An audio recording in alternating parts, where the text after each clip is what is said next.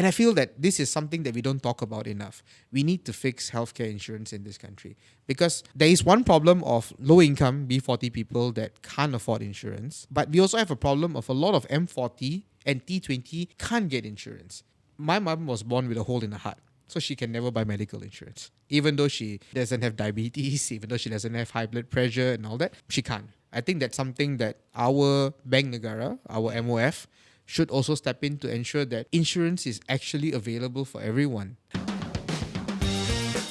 Hi, welcome back to another episode of Are We OK, the podcast that helps you to understand current issue and policies for men and women in the street. And welcome back to Season 2, together with me, Peter Yong, Mr. Money. Hi, I'm Rajiv. I'm happy to be back again for the All third right. episode. So, Rajiv, looks like we are getting quite good response from the people as we revive this Are We OK Season 2. Yep, I hope they like the new groove. Certainly, this Far time from is quite botak. different. Let's hope the botak will also come back one day and join. Oh, yes. Join part of it, I would love for him to come back. Maybe we should invite him as a guest on one of our shows. Yes, that's right. Yeah, nowadays he's quite busy. Yes. But I'm pretty sure that he do have quite a lot of opinion on things that are happening. He does. Yeah. No. Recently, what are some of the exciting news over the past 1 week? Well, okay, let's start off with the most exciting thing, I think, in the political sphere, the Chief Justice and what's happening with that. Right. So our last episode, we went through a whole conversation on that. We talked a lot about it. And maybe there's been some small developments over the last few days or 1 week. How about you? What are you getting a lot of feedback from your circles? Are people talking? Maybe sometimes I'm in the political sphere too much. It's always good to ask someone like you. Like, Right. Are people talking about it? I guess for the common public that I'm with, generally what we are seeing is that the heat is tuning up. Recently, I start seeing a bit more pop-up, like Rafizi is starting to do more press conference. But I start to notice a little bit nuances, like for example, I don't see Nik Nazmi in the limelight. Okay. Like suddenly he just disappeared, right? Yeah. Wang Chen start coming out, to stand together. Okay. I think also because of this podcast, it helps me to see it in a different sort of light, right? But I guess for the common public, it is still the same concern. Like, what is happening? I think a lot of the feedback I get from non-lawyers, because I think it's very different, the feedback that we get from lawyers who are very concerned with the personalities involved and who should go up and who should not go up, and who is at the risk of being promoted but shouldn't be promoted, or who is at the, on why the current CJ didn't get an extension when they feel she should have gotten one.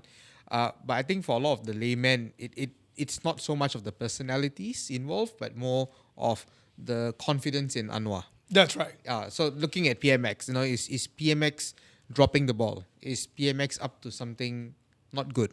And I think with Rafizi's bringing it down to the masses in trying to make this relatable to the ordinary person on the street, I think maybe that has taken some traction to get more people on the street, non-lawyers, people who have never stepped foot in court a day in their life, to start thinking, is Anwar screwing us over? There's something fishy going on, right? Yeah. So I think, interestingly, one of the things is the palace issued a statement to not politicize this. And I think sometimes that also is a signal that maybe things are being deliberated at that level, because we know that in our constitution, the Prime Minister's got to bring this to the Agong and the Conference of Rulers, bring the nomination to them. So I think it's something that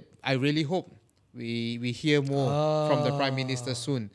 Maybe the works are in progress, but I think the same thing, the same line that I would have from the last episode is that everyone needs to hear from Anwar what he has in mind. If PMX doesn't clarify his thought process, then these questions, these speculations are going to keep running. So did you notice that there was this lawyers, they had a march in to show concern over this issue, or to show some protest over this? I've read about it.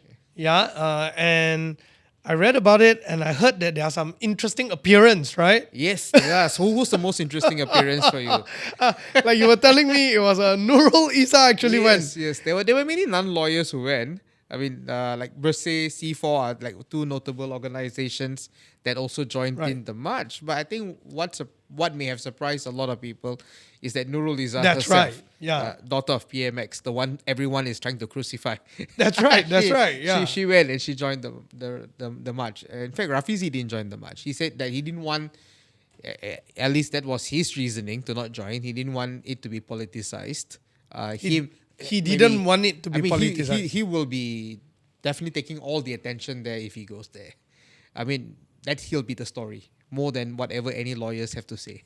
Right. To Is the it- media. do you think so? Probably, I think there's some truth to that. Okay. But I think very surprisingly is Nurul Izzah's presence, That's because right. everyone will see her as the ultimate ally of PMX. I That's mean, right. not just because she won the deputy presidency, but because she's his eldest daughter. Yeah. And so I guess a lot of questions come to mind. What is she doing there? Do you have any thoughts, Peter? Yeah, my personal thought is that like if she's gonna be there, that creates this question, right? Is she there as a proxy of Anwar to say that, hey, actually I'm also concerned of this issue, but I'm just not talking about it. Not at liberty to talk about it. Yeah, I'm not yet. at liberty to talk about it, so therefore I'm sending my representative, Yeah. right? But I'm also thinking that maybe you could have just go online and say, hey, we are working on this issue, Yeah. then sending your daughter. But if your daughter is there, Or maybe, daughters are daughters, but daughters are also their own people. yeah, so And maybe she also wants to. I think she recognizes that it's very important for people to not lose faith in PKR.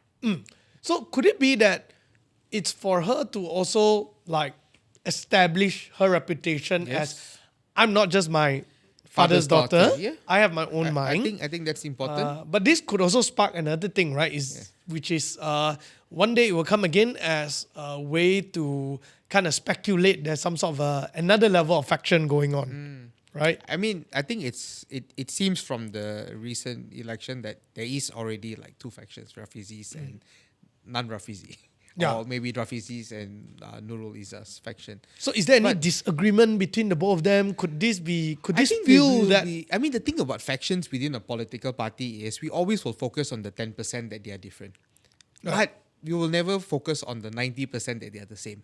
I think That's in any political party, I mean, look at look in America. If you look at all the Republican candidates for president or all the Democrat candidates for president, they all have 80% in common with each other, and they'll have some differences, but Yeah. they will actually have all like maybe 80%, could be even 90% in common with each other. Right, Philosophical points of views, political experiences, political preferences, and whatnot. But I think it's no fun to look at what is common between them. We want to focus on what is different. So I think you can't run away from the fact that definitely at least 80, if not 90%. Common platform Right. between both of them, but there will be some difference from time to time. I think this is good for her to showcase her independence. I think it's a good thing. Yeah. It's good. Did she say anything though after that? Like I'm pretty sure reporters crowd around her and ask her A question. little bit here and there, but I think enough to say that I think the signal is very clear that I'm concerned, I care, and we all are in this together. We care about this together, and I think that's maybe very good strategy to buy back enough goodwill for PKR on this matter, because if not, the news is just going to be 100% negative speculation. That's right. Yeah, and then the- Rafizi as until- well. We don't know when, Da-da-da. but one of these days, sooner or later, PMX has to open his mouth and answer. Yeah. And I think one of the crunch points for him to have to answer is Parliament is starting soon, next week if I'm not mistaken. And when Parliament starts soon, we have the Prime Minister's question time, at which he might find it hard to escape from dealing with this and answering this. I think this question will definitely come up. Definitely come up. I mean, if I'm the opposition, I will question you this, have right? to. You have to question That's this. right. Yeah. But like you say, um, one thing was interesting was that the palace issued a statement Yes. to ask people to stop speculating. Yes. Yeah. And I think that's also maybe a signal that there is already advanced Discussion. level of discussion. Maybe if not a formal notification, a informal discussion at an advanced level. So maybe it's not a case of like completely dropping the ball, totally forgetting to think about who will be the next CJ and whatnot. So I think by next week, because Parliament session starts next week, I think we will hear something. The story can't remain close to his chest for much longer. It has to come out. But I think, this is something that you would easily find 100 YouTube videos on these days. And it's good. I mean, to hear, and depending on how technical you want to get, there's many lawyers out there diving deep to give all the legal perspective. That's right. This. But I guess for most of us, it's just a question of is there something fishy going on? Yes. Will there be interference or what are we staring at? For us, it's much more about a vote of confidence towards the current government. And I think that's the crux for most people now. Because whether you have the new, whoever the new appointee is, I can bet you 99% of this country has never heard their name before. Because most judges are not famous. I think you would struggle to name 5 judges. That's true. So I probably can't even name one. Yeah, so we don't know. Most Malaysians do not know names of judges. That's for the lawyers. They know the names of judges. The legal fraternity, they know who is who. But the rest of us, most non-lawyers will not know. So in terms of that part, in fact, if you ask any layman, how many federal court judges are there in this country? How many court of appeal judges are there in this country? I think no one knows. Yeah. In fact, if you poll this to MPs as well, I think most MPs also will not be able to answer this. So it's not that's one factor, and it's very important for lawyers to speak up, because on different issues, different parties will hold the government accountable. And you don't always need the masses to hold the government accountable. You need the right body to hold the government accountable. Right. When it comes to environmental issues, there are a few notable NGOs in this country, and then they will hold the government very accountable for what the government does or does not do. In this case, it will be the lawyer. Yeah, so Bar Council, and there are a lot of prominent lawyers in this country. They should speak up. If for the viewers out there who want to go into deep technical understanding of what's going on, I think there are many videos that are out there that you can learn from. I have to admit, I learned quite a bit in this process, which I would not have picked up on if. Do you learn any interesting characters with all the information flying around? I mean, I learned a lot about the workings of the JAC, the Judicial Appointments Commission, which otherwise we'll probably never look into it, because if it's running well and smooth, then we just don't look into it. We have hundreds of commissions and statutory boards in this country. Right. You're not going to hear of them unless there's a crisis or a problem. If things are running well, you probably never hear of their existence. Yeah, this is just how things are, and that's the case.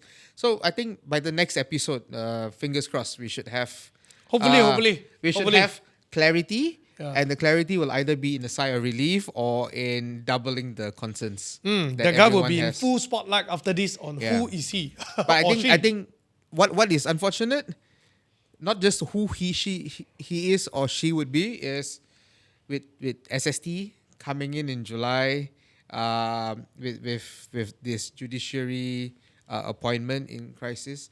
Anwar needs to restore that confidence. PMX needs to restore that confidence back in his leadership. And that's where things are shaky, but they don't have to remain shaky. And so this is where talking is, I think, highly, very important. It's highly necessary. Talking about this subject, continuing on with this line before we move on to the next one. Do you think that our PM actually has been spending a lot more time overseas trying to build foreign relationship rather than being within here to build confidence of people? Because over the past few months, he's been traveling like nobody's business. A lot of the statement that he's made has a lot more to do with ASEAN and global trade rather than the immediate things happening within. I think they're not mutually exclusive. I appreciate the role that he has to do on the international front. In fact, all this international work happens not just at his level, but at the minister level, at the civil service level, and his trips are not like 2 week trips or 1 week trips in a way. Yeah. If we go to France, we won't go less than 1 week. Yeah. But he goes to places like this. He spends 1 day, 2 days, and then he needs to move on. That's right. And I think that's not so fun travel anymore. Yeah. I mean, when people say that, wow, he's holidaying on the taxpayers' man. money. No. I mean, you're flying 14 hours and then you land there, you get straight to your meeting, you maybe have a dinner, and then you have another 2 more meetings, and then you need to get on the plane and move to the next country. So I don't think it's holiday on the taxpayers' money. But I think it's necessary. I think it's good. I think Malaysia should be part of international networking. And it's one thing to bring investment into this country, but it's also one thing to keep doors open and relationships healthy with everyone. And especially when you got a volatile situation in the world today, with things always rapidly changing, alliances are very important. So I think it's necessary for him to do that. But I don't think it's mutually exclusive. You can always still address the nation.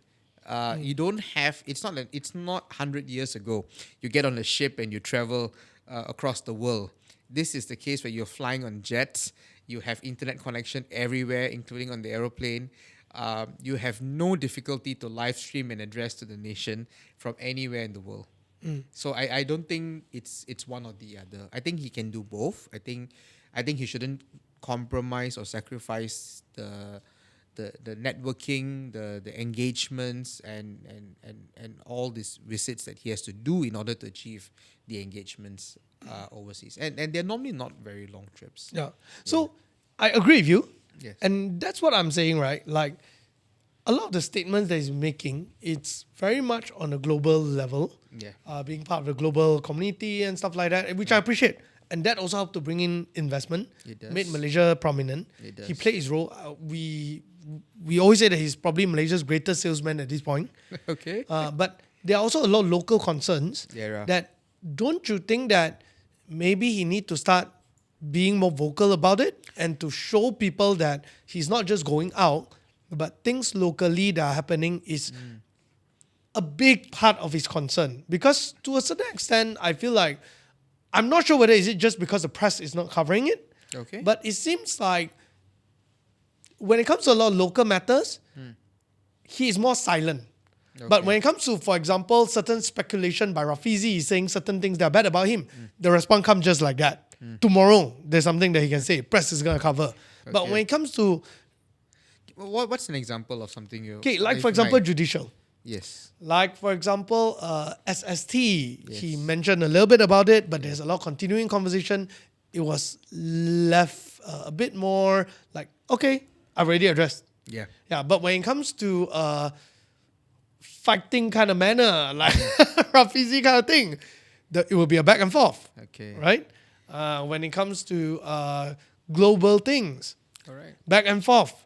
Even with like whatever Trump say, there is always a back and forth that he will respond back immediately All right. to say that, oh no, I don't think this is right. I don't think this is right. But when it comes to people's concerns and when it comes to a lot of things, I don't think he don't care. Again, it's a media thing. Yeah. Do you think that he should take a more... Maybe there's some room to improve on that. But I think a lot of the local... I mean, okay, putting aside the judicial appointment, because that's in the hand of the Prime Minister. Yeah. But I think when it comes to local issues, there often is a minister in charge of whatever the problem is.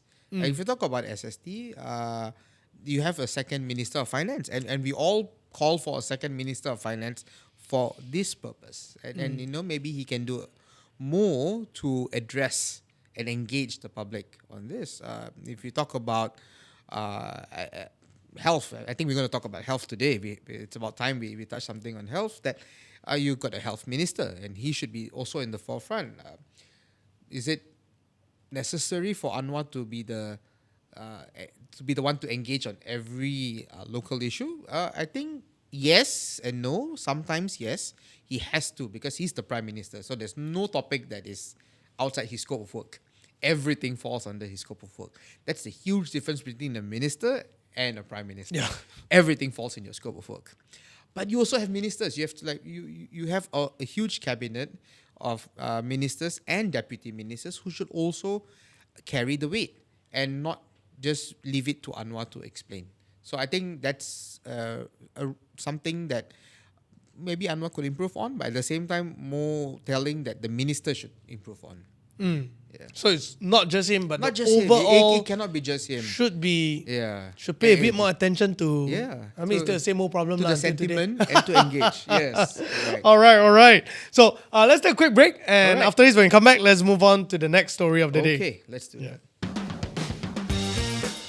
All right, welcome back to the second part of this episode. Just now we talked about judiciary as a hot topic, right? right. Right now, let's talk about the next thing, right? When we talk about appointment, this time around, we have two more new appointments. After Rafizi Ramli left his position, Nik Nazmi as well, Yes. right?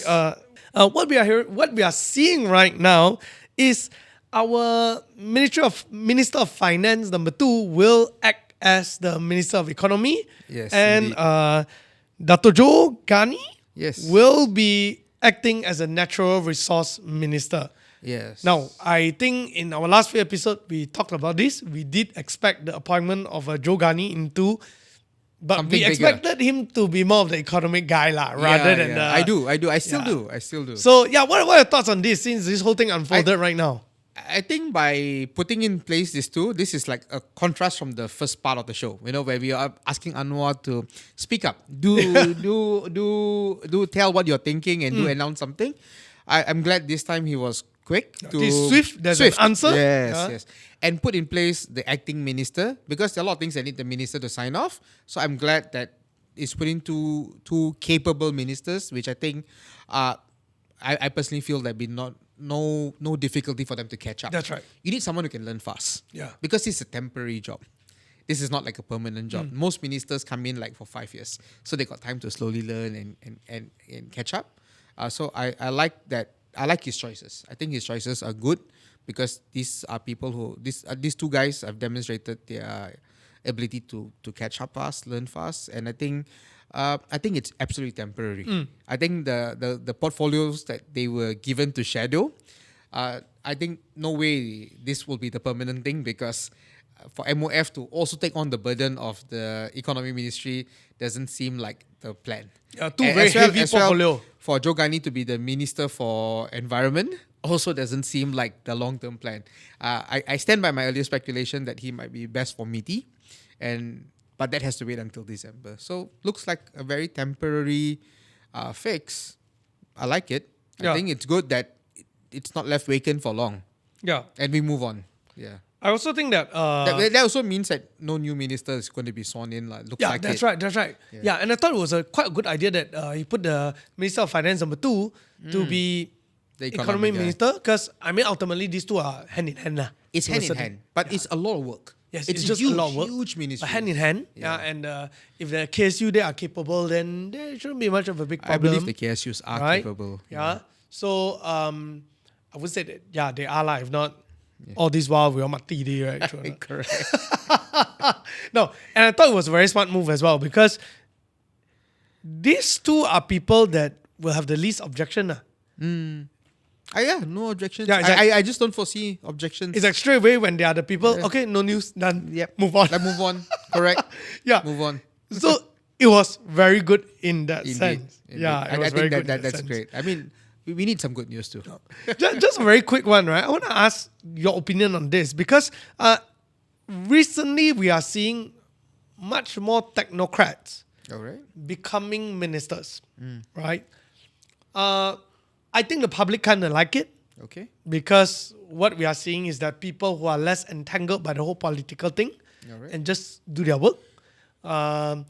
But how is it like coming from a perspective of politician? Because the apex for most politicians is to be a minister. It is. And now you're It saying that we are going to start to have more technocrats. And so, then... So it's a very difficult question, isn't it? Because on one hand, it seems like if you bring in someone from the outside, like MOF2, then you're taking away one position that could come to a politician on the inside. That's right. But on the other hand, you don't have a cap on the amount of ministers and deputy ministers you have. You can just add 2 more ministers if that's what the Prime Minister wants to do. We saw how Muhyiddin bloated the cabinet when he became Prime Minister. Yeah. we see this around the world, as governments come and go, cabinet sizes go up and down, except for some countries like America.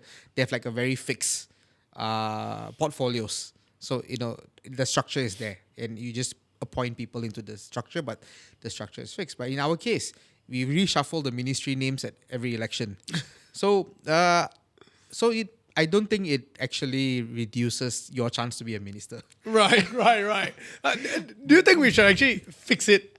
Because there is some merit to fixing it, but we are still a growing country. So I also see the merit to not fixing it, because at different times, different ministries have different weight to carry. Yeah. And having the flexibility to reshuffle it has its advantages. Plus, sometimes the ministers that come in have different personal experiences, backgrounds that make it seem like half of this ministry and half of that ministry is going to be perfect for you.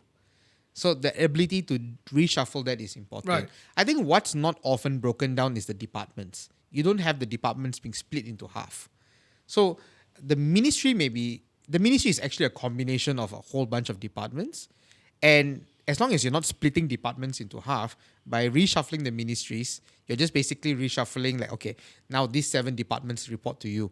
And then after the reshuffle, okay, 3 report to you, 4 report there. So I think it's not that disruptive. Having seen what we went through the last 10 years, it's not that disruptive, and it has its advantage for a growing country. Right. So I wouldn't think it's a big priority to lock that in now. I think there's a lot more institutional reform that we should be chasing, rather than trying to chase this particular one. Right. And you see, it gives the flexibility to adjust. Right. So I'm okay with that. Just a one final question, very, very quickly on this Sure. is, wouldn't it be like every time if we create new portfolio kind of thing, right? And then you need to create a new department at times. So that's the thing. And Creating then, new you know, department is bloated. difficult. Then you have a more bloated civil service. And what happened is that you can't let them go. And end of the day, if it's not effective, it closes down. You just got to start sumbat people here and there. Yeah. And that's one of the things that I do notice over the years in Malaysia. We have a lot more civil servants than many other countries. Alright. That's one. And I've met so many civil servants who actually run a side business and still are civil servants. Yes. Because That's their another answer problem is, lah. actually, I really got not much to do. And it helps me build connection. And at the same time, well, I have this side business. So, no longer we can really compare apple to apple with the number of civil servants, because how do you draw a comparison between a government that outsources a lot of things and a government that does a lot of things in-house? So when you say got nothing much to do, you could have, let's say JKR. I didn't say nothing much to do. The civil servant. The civil servant said nothing much to do. Okay. Good cover. And those who say when they walk into a counter, they notice 9 counters, but only 3 counters were king kai. But everyone is sitting at the counter still. Okay. I would say JPJ is quite hardworking. JPJ, no choice, overcrowded. Hardworking. Every counter is open. Have efficient. to, no choice. Yeah, efficient. Yeah. But let's come back to that. You see, in the reshuffle, it's not often that new departments are created. It's very hard to see a new department being created. It's very rare. It's really once in a while. New ministries all the time. But with the new ministries is basically reorganizing the hundreds of departments and statutory bodies you have in the country to say like now you report to this minister. Right. So most of the time it's an It's arrangement. a reorganizing. Okay. So in fact, oftentimes the departments don't even shift office. They're just there in their department's office. They just have now this is the minister and now this is the different combination. So ministry, for example, Mastec with YB, they said combine 3 ministries into one. Basically, all the departments are the same. Didn't create new department. But suddenly 37 departments answer to one minister. Then previously, maybe 12 departments answer to one minister. I see. And then after that, when Muhyiddin came in, broke it up to different combination. All 37 departments remained as 37 departments, but they started answering to different ministers. Right. So the only thing that affects is the collaboration process, workflow. Correct. The collaboration, the workflow. But, if what you say was actually happening, I think we'll all be very scared if new departments are being created every cabinet reshuffle. Right. But no, that's not the case. So that's very rare, actually. That's quite rare. Okay. Now, thank you very much for that. Let's take a quick break, and later as we come back, we're going to talk about the next issue. Hello, welcome back to the third part of this episode. And right now, let's talk about a particular subject that concerns all of us, which is the Rakan KKM issue. Now, just a quick background, right? I think many people outside there may not even understand what is Rakan KKM.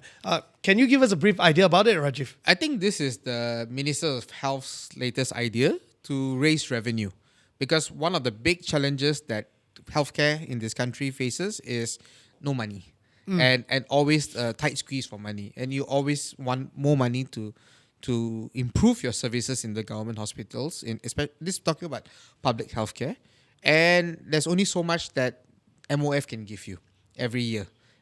It's increasing. It's much more than it was 10 years ago, but we still are not hitting that 5% of GDP that we keep talking about. I mean, it's still, I think, not even 3% of GDP right now that is being allocated to public healthcare. So then if you're the minister, what do? You try to find ways to generate more money. Said earn more money, but generate more money sounds more politically correct. Generate more income to the ministry. Support the development. To support the growth of the hospitals. Because you need machines, you need manpower. Yeah, that's true. You need money. That's true. Yeah, so I think there's a lot of concern. I hear a lot of concern about this Rakan KKM, because a lot of people are worried that that's going to make waiting times even longer in hospital for those patients which are waiting their turn for a surgery, for an appointment, for a follow-up visit. Yeah. You got this X number of doctors and nurses in every hospital. Once you have a private wing, basically that means people can cut queue. Yeah. So basically it's going to work like when we go to UM like that in the education side. Correct. Where we can say that we pay ourselves and... You pay, you get faster We get service. faster. Correct. Right. Correct. So this is exactly what's being already done in PPUM. They have the UKM as well. Yeah, most of the education hospitals So the has education that. hospitals have it. Now the GH is going to have it. The government hospitals in the Ministry of Health is going to have it. So if you have insurance, if you have money, you can cut the queue. Because you pay, you get the Rakan KKM wards and services, and you cut the queue. But it ultimately seems like it's going to use the same doctors and nurses as the hospital already has. So, zero-sum game to some extent. I feel that it's going to create a bit of a even longer waiting time for those waiting in line for their publicly funded surgery or operation or procedure. Some things have a time crunch. If you're in an accident, you get into the emergency room. I don't think they will tell you that we can't treat you because you're not paying the Rakan KKM. Yeah. It's emergency. Childbirth. You can't say like stay first before stay you give first. birth. Keep the baby in for one more week. Wait until your turn. So there are things that I think the time crunch things. They still go on. I think those stuff like angioplasty or those. Yes. Yeah.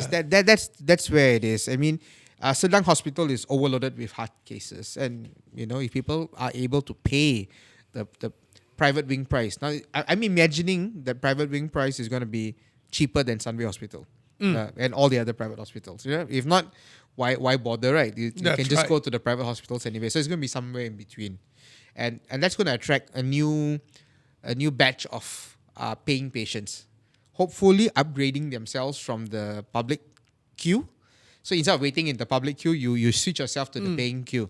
But it might also attract more patients. The way I fear is it may attract patients from the private hospitals now. Like those people in Sunway Hospital will say like, never mind lah, now I can go to GH. So now I go to Sedang Hospital, pay half the price as I pay in Sunway Hospital, and increase the total number of patients in hospitals like Sedang Hospital, KLGH, and so on.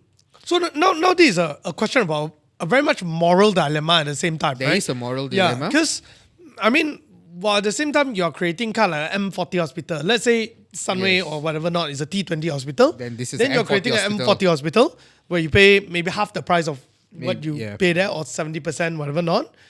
Now, so those people, let's say in the M40 range, they get slightly better treatment. Yes. But then now the B40, who can't afford that at all, might have to wait longer. Have to wait even longer because you're using the exact same group of Correct. facility, Doctors right? and nurses. The machines are the same. Correct. The nurses are the same. Like I think in UKM, we're joking about it in one of our old episodes was that the exact same nurse will come to you Yes. right now when you're not paying. Later when you say you pay, he's gonna turn around to the counter and say, "Hi, now you're private paying.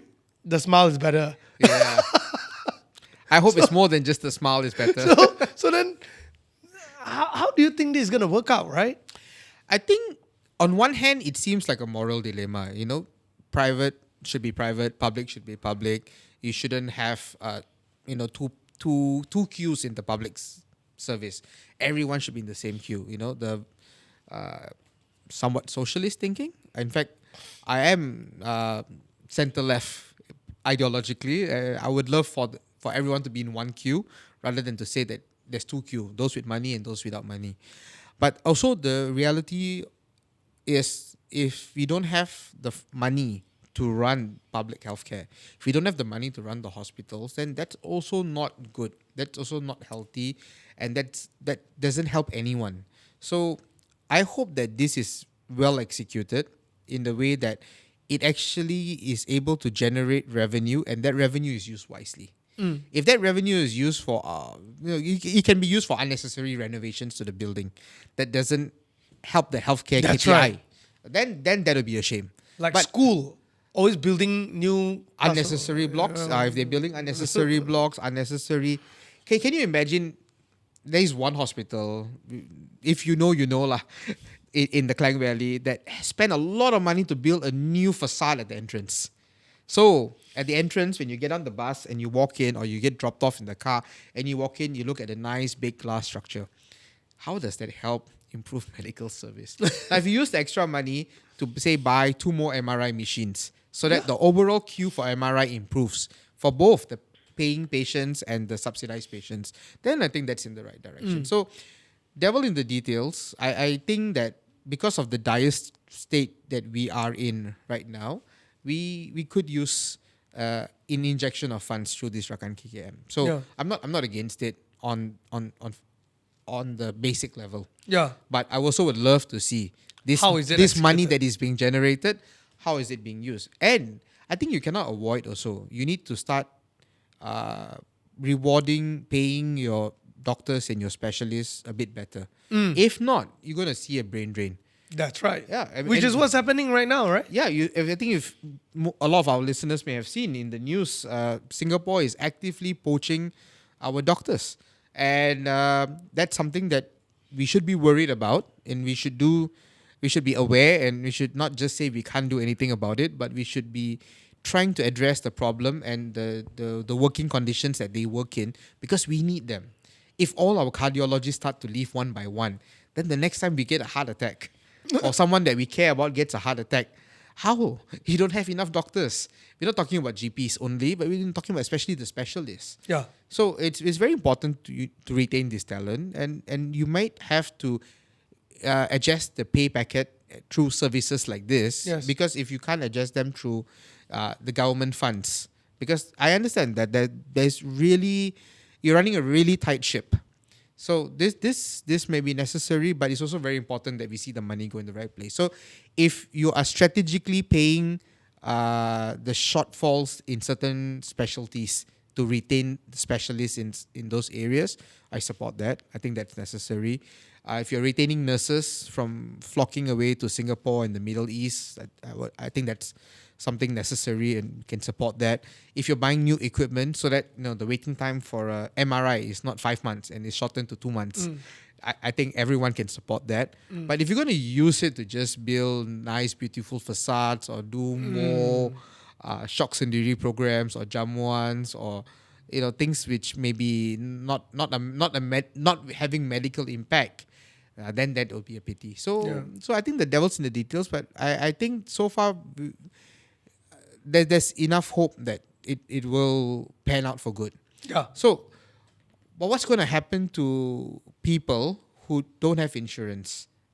At the moment, they're still going to wait in the line, and the line is going to get a bit slower. That's right. And I feel that this is something that we don't talk about enough. We need to fix healthcare insurance in this country, because there is one problem of low income B40 people that can't afford insurance.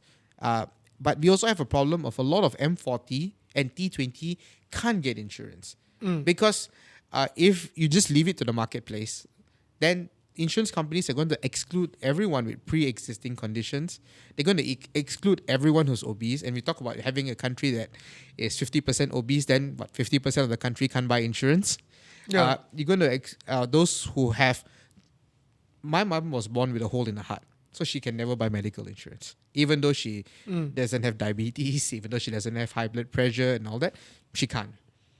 But what about those in this group? Obamacare came to step in.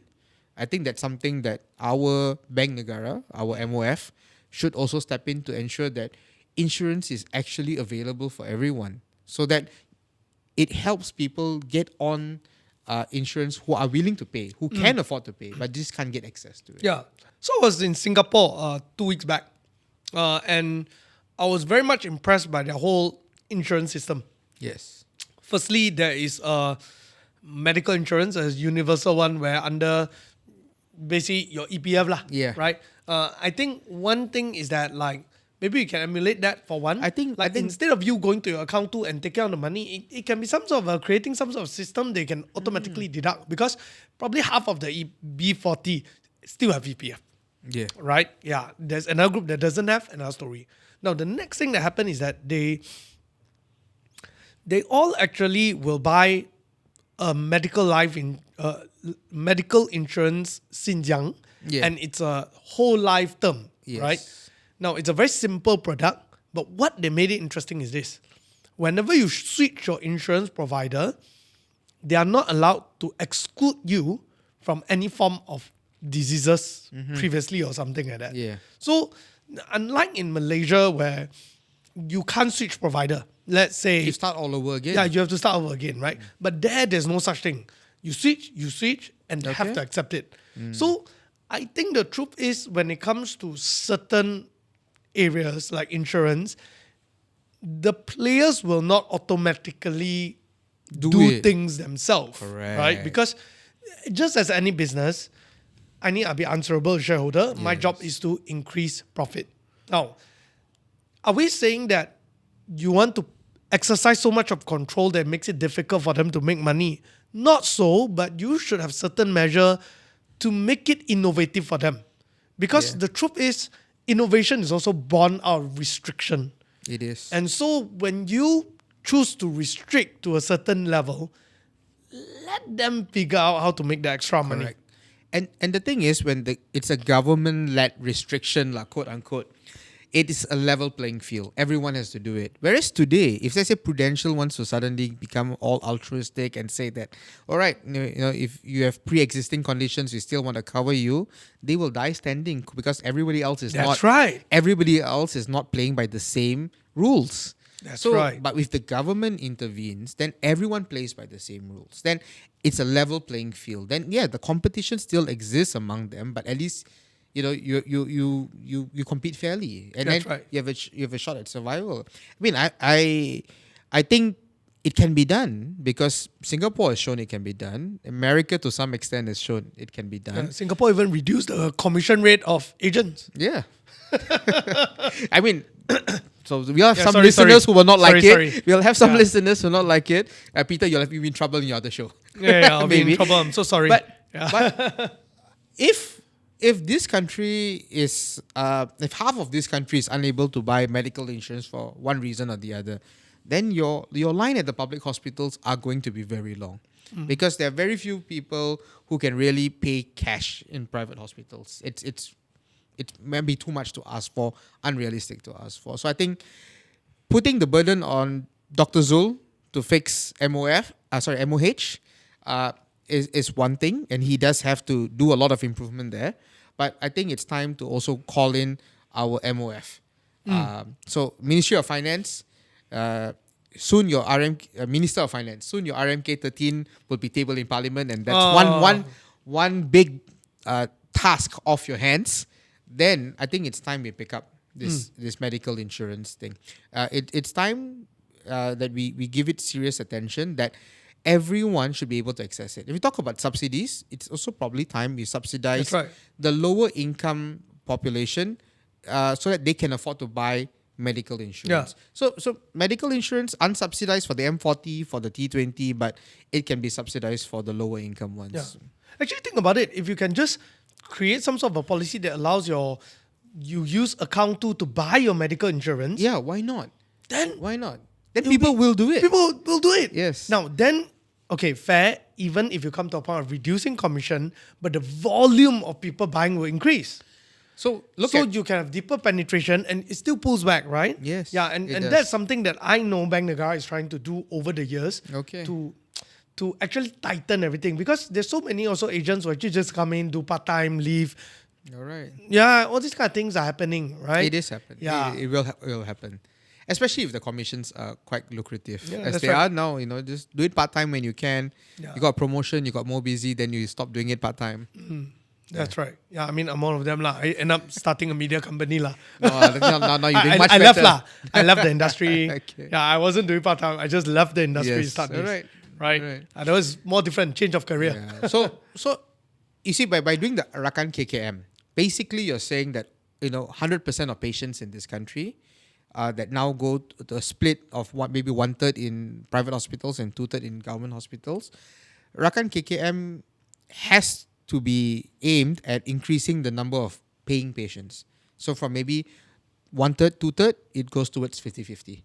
Because if it's still 1/3, 2/3, then basically Rakan KKM will be just pulling all the patients from the existing private hospitals and just working the doctors and nurses to death in the government hospital. So that cannot be the big picture game. The big picture game is you're pulling more subsidized patients into paying patients. Hey, but if you think about it, Yes. if let's say you solve this whole insurance problem, like you say, right? Then people will buy then and they will do most it. of the Malaysians, including B40, could have an insurance. Then Yeah. private insurance could bid for it. And now it automatically generates revenue for government hospital. It does. Right? Correct. So, Solve the insurance problem. yeah, it's Cannot solved. run away. Yeah, Must it's solve the kill insurance two birds, problem. one stone. Correct. The next thing is you just need to make sure that where is the bottleneck and you spend the money in the right place lah. Correct. You must spend the money. Theater, Correct. You must need spend more your money operating in the theatre right and stuff like place. that, right? Yes. Not another new facade, right? Yes. And then let's say you have enough X-ray machines. That X-rays don't have more than a 1 week queue to take X-ray. Don't buy another X-ray machine lah. Buy the machine that got a long queue. Just because you might be friends with the guy selling the X-ray machine lah. So these kind of things need to come into place. Mechanisms need to come in to make sure that the spending is not just on medical equipment, but the right medical equipment with the view of reducing waiting time. So I think that's something that they should look into. But yeah, you need, the government, if the government solves the insurance, more people get on the insurance. In fact, insurance should be two-tier pricing. Why you pay the same premium for insurance when you go to Sunway Hospital, 5-star, and when you go to Rakan KKM? That's right. Shouldn't be. You should have a two-tier pricing to reflect that if I want to go to a 5-star hospital, I pay a higher premium. A 5-star price. I get a 5-star price. Whereas if I pay a budget insurance, then I go to a budget hospital. That's right. Because right now it's Not trying not to like hint that. to Tony Fernandez to come Yeah. into this space, but probably your Rakan KKM is going to be cheaper than your 5-star private hospitals. So premium should be cheaper. If you're going to pay the premium today for medical insurance, let's say you got no pre-existing condition, you qualify. You can buy AIA, Prudential, or Great Eastern, or whatever, right? Once you already paid the premium, then when you actually get into an accident or you get sick, why wouldn't you choose the nicest, best hospital? That's right. I mean, you say, I want to go to the most comfortable hospital lah. It's covered. Everything is as charged in our medical cards in Malaysia today. So, okay, I'll go to Pantai, I go to Sunway, I go to Glen Eagles. Why should I go to Rakan KKM? That's right. So, maybe two-tier pricing needs to be forced. I mean, Bank Negara forced them to do a lot of things, right? So, maybe need to look into forcing this. But the exclusions, time to fix that. Yeah, I think that's a very, very good idea. In fact, I think that should be done. Yeah, because at the end of the day, this is really going to be a very, very big issue. Like, I have this very big concern that one day my children can't even buy insurance or can't even afford one with the rate things are going. Yeah, indeed. Yeah, indeed. and if by solving this, you can also solve the revenue problem of Ministry of Health, right?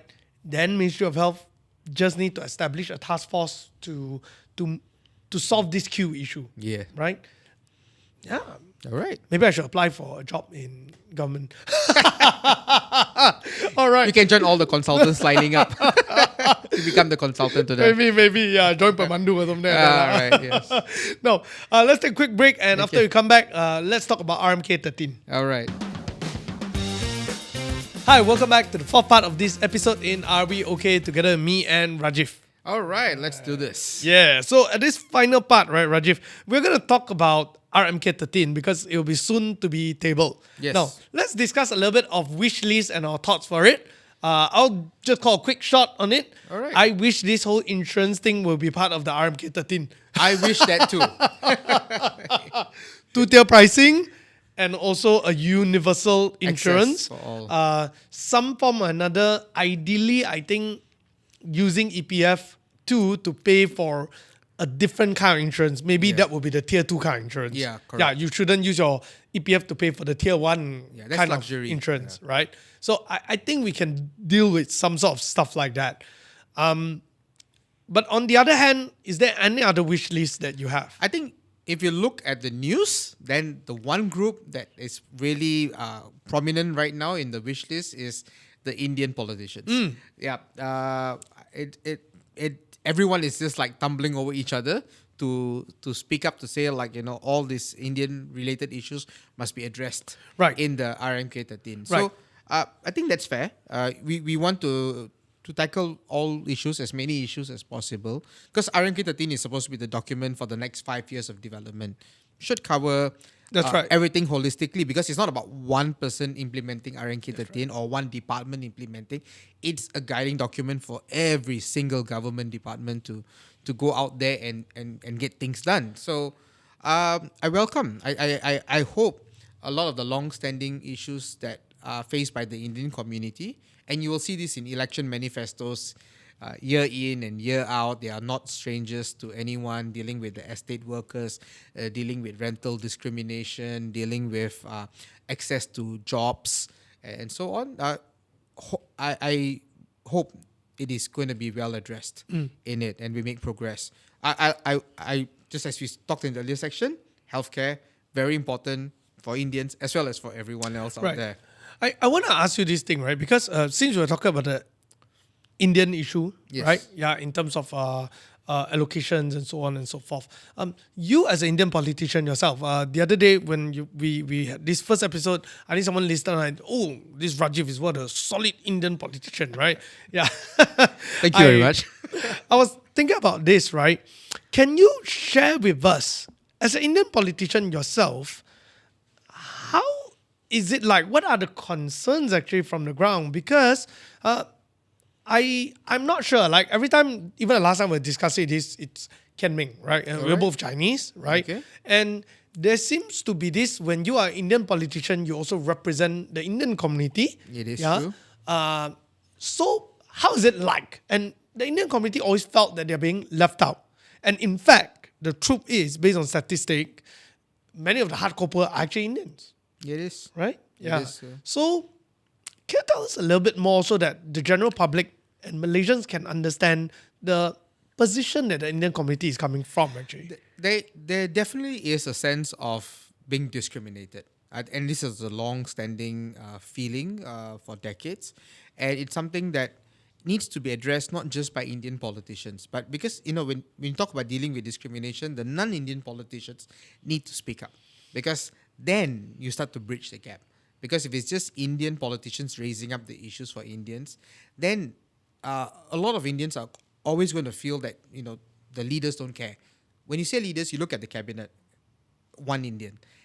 Maybe if you're lucky, you get 2 Indian ministers, but you're always going to have around 1 Indian. If you look at state lineups, it's just because the ratio of the Indian population in this country is much smaller than the Chinese and the Malays. You're always going to get a very much smaller amount of cabinet ministers, state excos. And so if everyone else doesn't speak up, the discrimination feeling is going to be there. But, let's also look at poverty. Let's look at specific actions to help groups in poverty to come out of it. What kind of jobs are they looking for? Why can't they get access to jobs? What can we do to bridge that gap? So these are concrete things that could be improved on. So it's not just a matter of saying it's discrimination or a feeling of discrimination and then dismissing it, but also looking at what are the concrete actions that we can take so that we bridge that gap. If they say they want, a lot of Indians look forward to getting a chance at government jobs. So how can they get in? How can they have a better shot? How about dealing with what do you call it? Rental discrimination. I mean, no other community faces rental discrimination like the Indians do. Yep. What about startup financing? A lot of the first batch of financing that you have for your startup business comes from friends and family. But what if you come from a community that friends and family all don't have the ability to finance you, as compared to if you come from a community where all your uncles and aunties can finance you, and then you just need 3 of them to finance you. So then you are at disadvantage. On one hand, it seems like it's a fair, level playing field, but on the other hand, it's a disadvantage. So these are the things that can be addressed to help not just the Indians, but if the solution is a Malaysian-based solution, it helps all Malaysians who are in the similar position. Right. Yeah. But I guess, like what you said, there are also certain problems that are very specific, or not so specific, but rather it's more common among Indians. It right? is. I mean, it is normal, right? Like, for example, Chinese tend to get nasal cancer a lot more. Right. It's in fact so common that it's called a Cantonese cancer, right? Okay. Yeah. So just because biological makeup and stuff like that are different, right? I guess in a way, coming from a Chinese ethnicity in Malaysia, I sometimes feel that like maybe place a little bit too much importance on race. Like one thing I disagree very often is like Chinese always fight for Chinese education. Yeah. I think Chinese is very important. Okay. Yeah. It's good to learn Chinese because of global importance. Global importance. Yeah. Okay. Basically, that's the reason. But do I think that we should die fight for a Chinese school? I think there's pros.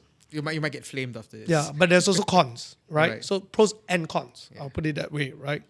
Now, I prefer United Front most of the time. And I was thinking, like, when it comes to economic development and so on, like, very often, if you look at certain development policy, if they say that this is to help SMEs, Okay. people almost immediately associate it with, Chinese are the one that get benefited because most Chinese are SMEs, ma? Yes. Right? So in that sense, it is a Malaysia solution. Correct. I don't know. But I guess to a certain extent, then you can say that when you give certain scholarship to lawyers, then it's an Indian. Can you say that? I don't think Right? so because You get what I mean? if a scholarship to be a lawyer, to study law, is out there and you don't put a racial component on it, Yeah. everyone applies for it. That's true, that's true. Chinese, Okay. Indians. So it's not only for Indians. That's right.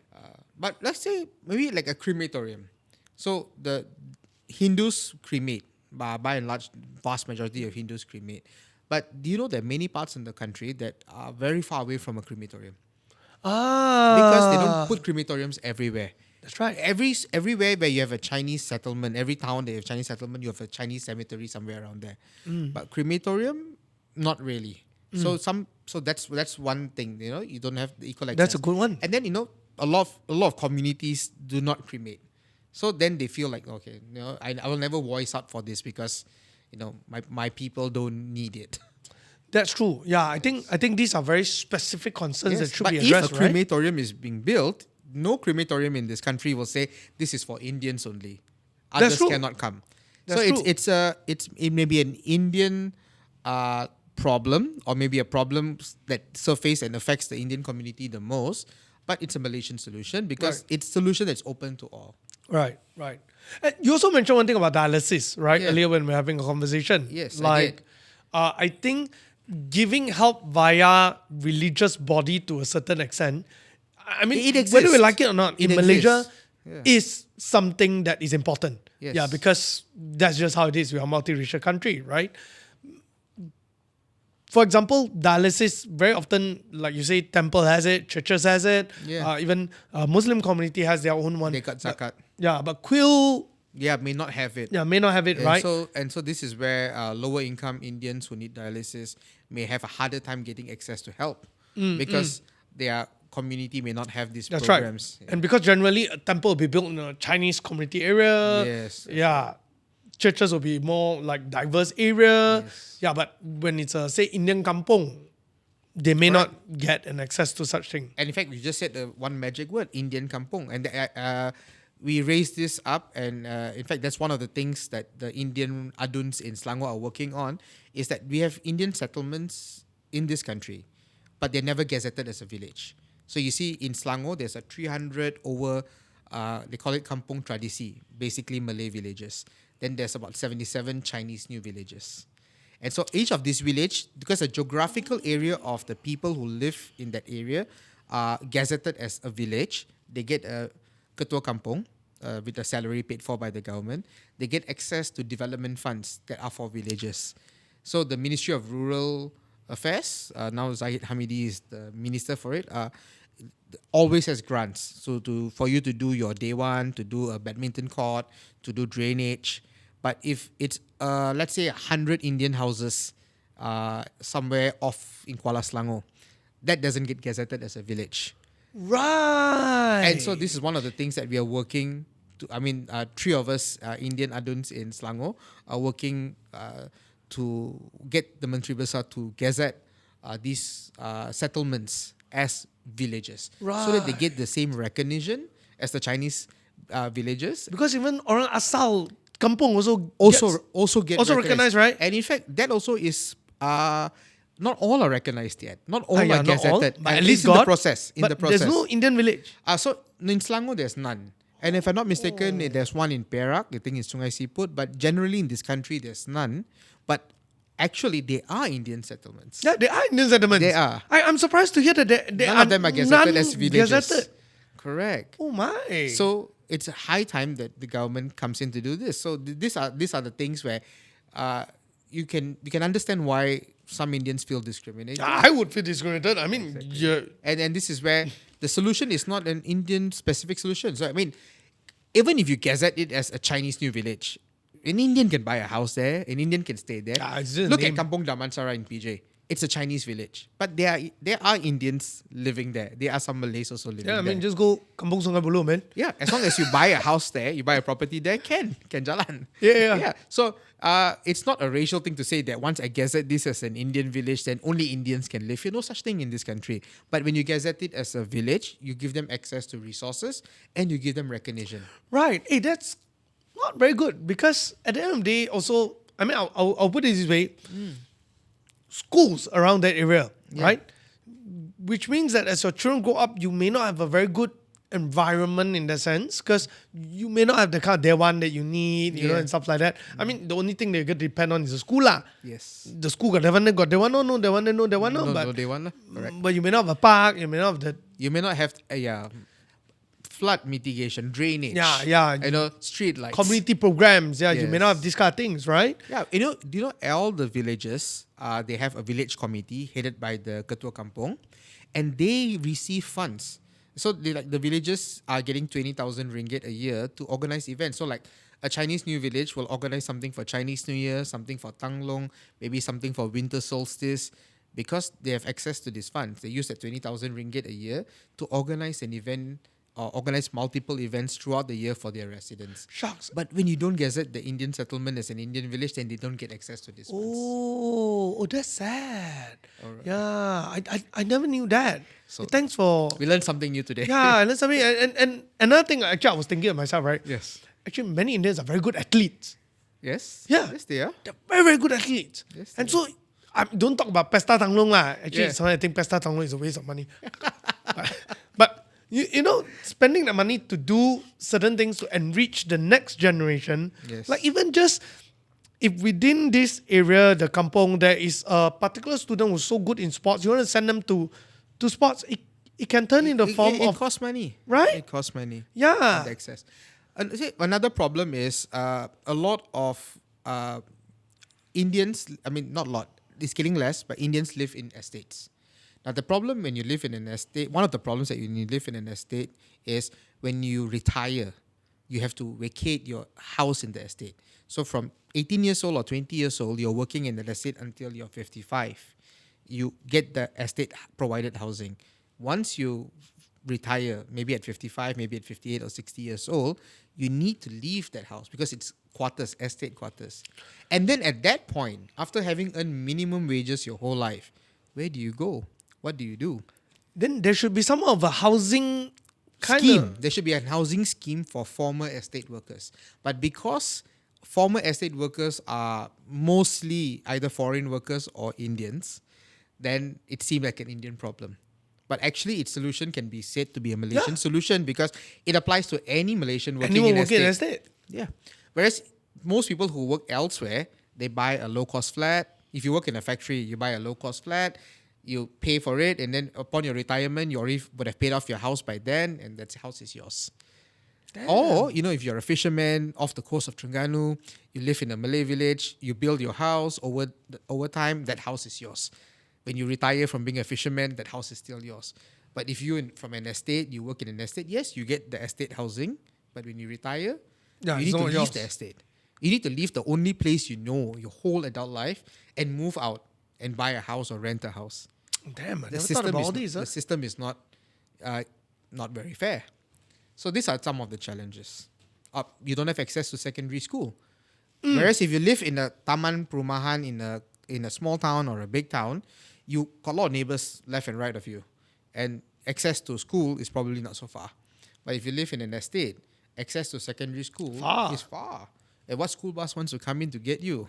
Yeah, so that's where if you have the allocation, you can actually charter a bus for the kampung. You can charter a bus, or you need to develop hostels that are accessible to Indian students to live in, so that they can maybe live in a hostel. And maybe a bus may not be practical in some cases. Maybe a hostel is more practical. So these are some of the things. Like maybe the solution, we can continue to fine tune and talk about it by recognizing the challenges that they face is just as important. I think the thing is also,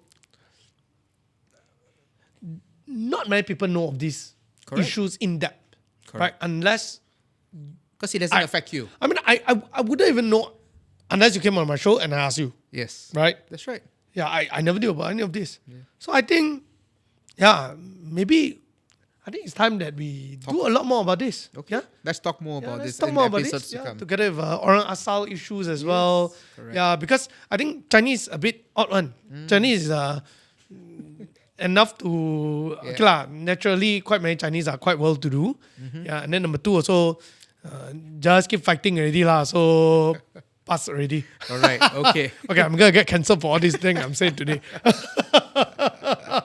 Okay, maybe you shouldn't include that in. Okay, never mind. Don't put the Chinese on in. I really get cancelled for that. Yeah. Okay. Yeah, I think it's great, right? Because let me just restart that. Okay. Yeah.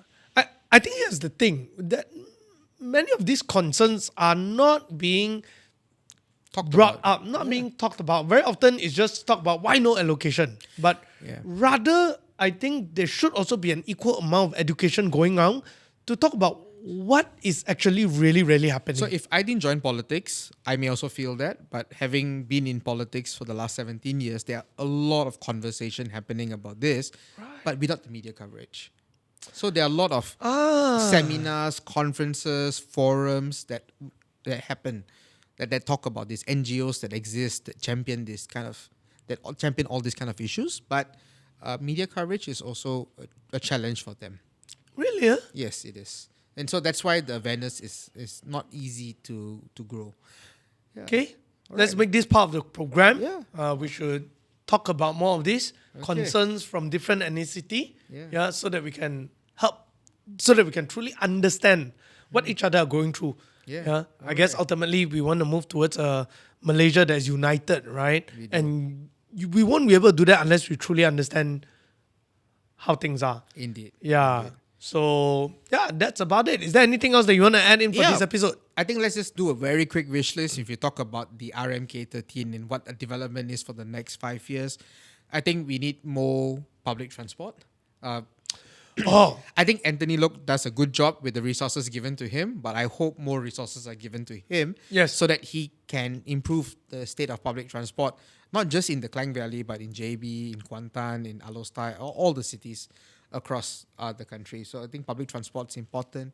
There's always a cry for improvement in education. I think on the soft side, the syllabus and improving soft skills of students are important. But on the hard infrastructure, that's also important. That's right. We still have leaking roofs in schools today. We still have toilets that may not work, and we still have water supply problems in some of our schools. And all of this need to be brought to an end. And I hope that RMK13 works towards this. Yeah. So before I close off, right? Yes. I just want to dive a little bit deeper into these two topics that I thought is really, really We interesting. can dive for another 1 hour. Yeah. Yeah, but let's Okay, quick one. bring a quick one. Next episode, maybe we'll dive it real deep, right? But I think when it comes to public transport, right, recently it also came to my attention because, again, every time I go into Singapore, Get awareness grows. Yeah, awareness grows, right? Yeah. Like, because you get to see like how people build stuff. And there's one thing that I was discussing with everyone is this. In Malaysia, if you see a building across the street, right, you won't know how to walk over there. Yeah. Although it's so near. Alright. But in Singapore, you get to see a very clear pathway. Yeah. And that's the reason why public transport is also so much more convenient there. Yes. Now, I'm starting to think that, yes, a lot more resources should be given for public transport and attention, but not just in terms of whether do we build an MRT or LRT, that kind of thing, but the last mile. Yeah, both are Yeah, needed. and this last mile thing actually is not just about having another car, but rather it should be an intergovernmental kind of thing between JKR as well to actually develop the infrastructure so that when there's a bus station there, we can see the road walking towards the bus station. Yeah. Because right now you see a bus station there, All right. there's no road for you to walk towards the bus station. In some cases, yes, that's right. Right. So yes, more allocation for that. So you're right. Absolutely spot on. I agree with you. We need more investment in all this infrastructure, the first mile, the last mile, more interconnectivity between places. Like, you want to go from SS2 to PJ Old Town, you don't have to take a bus into KL and take a bus out of KL. You want to take a MRT from here, Kota Damansara to Kelana Jaya. You need to take the MRT all the way down to KL and come all the way back up the LRT to Kelana Jaya instead of having other interconnects in between. So these are more investments that we need, and I hope RMK gives sufficient importance to this.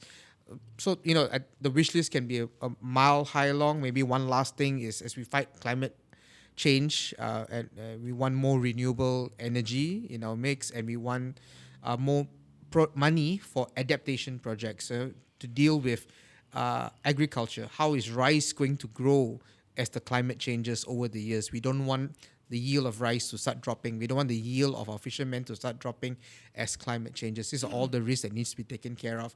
We need to future-proof our agriculture for whatever climate change that is coming.